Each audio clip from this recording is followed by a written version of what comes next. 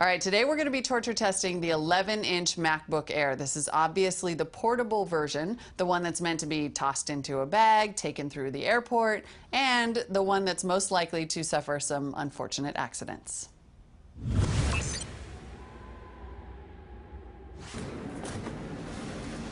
Okay. 2 hours in the freezer. I shouldn't be so thrilled about this. It's kind of messed up.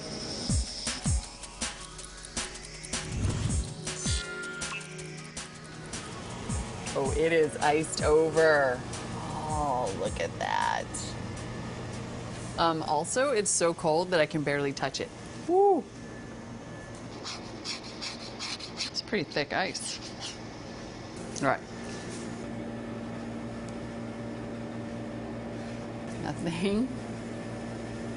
Nothing happening so far. This would be pretty sad if the cold test killed it.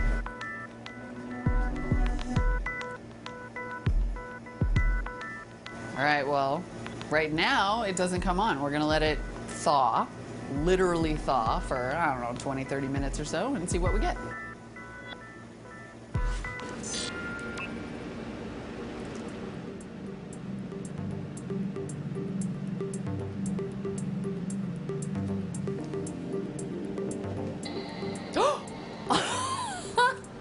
I was almost ready to call it. Woo. Okay, it's back and it's working. Whew.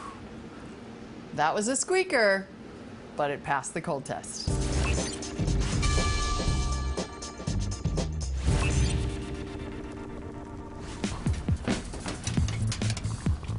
In we go.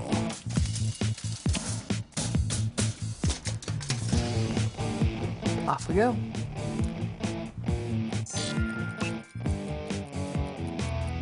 Let's take it out, see how it's doing.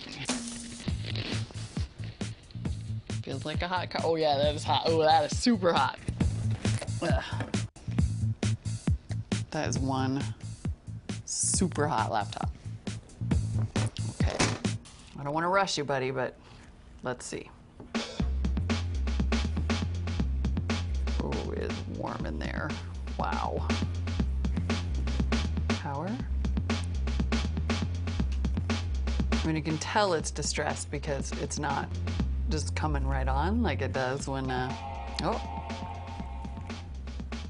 like at some point it definitely shut itself off to protect itself, but despite still being very warm to the touch, it's at least booting. It actually smells a little burnt and the fan just kicked on. But other than that, I think we have a winner.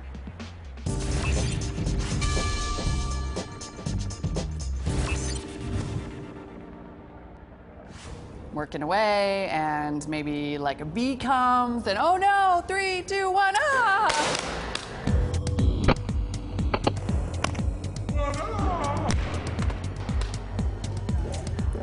It's totally fine. It's fine. I don't know what you were so worried about. It's fine. Didn't even get coffee on it. Let's actually check it for scratches.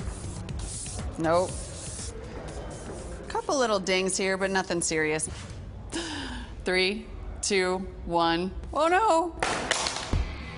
God, I see a dent.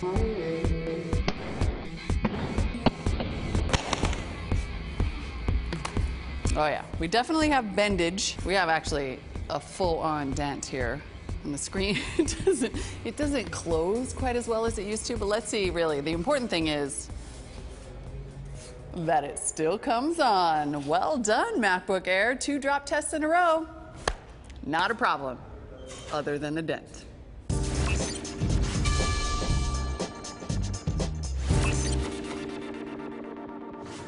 All right. Several of you sent me notes on Twitter and said this has happened to you. I put stuff in the back seat. I put my computer right here. What I'm going to do is I'm going to get in the car, put it in sport mode, and punch it. Let's see what happens.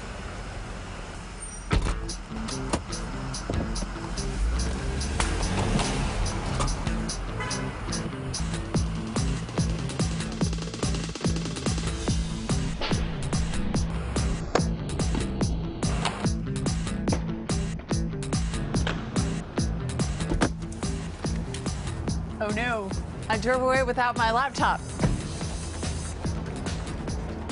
Okay. Well, we have a couple more chips to add to it. Ooh. Oh yeah, the back's looking pretty roughed up here. Oh, we've done a number on this guy. All right, let's find out. Oh no. Did we kill it? No, it's on. Oh, it's on. All right, this thing is now, I don't know, I think it looks kind of badass.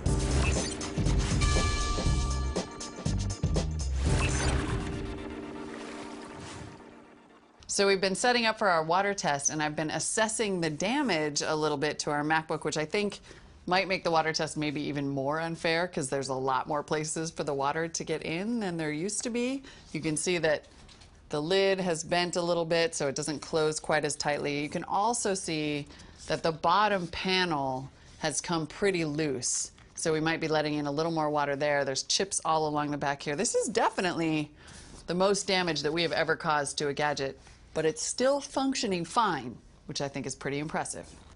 And 3, 2, 1.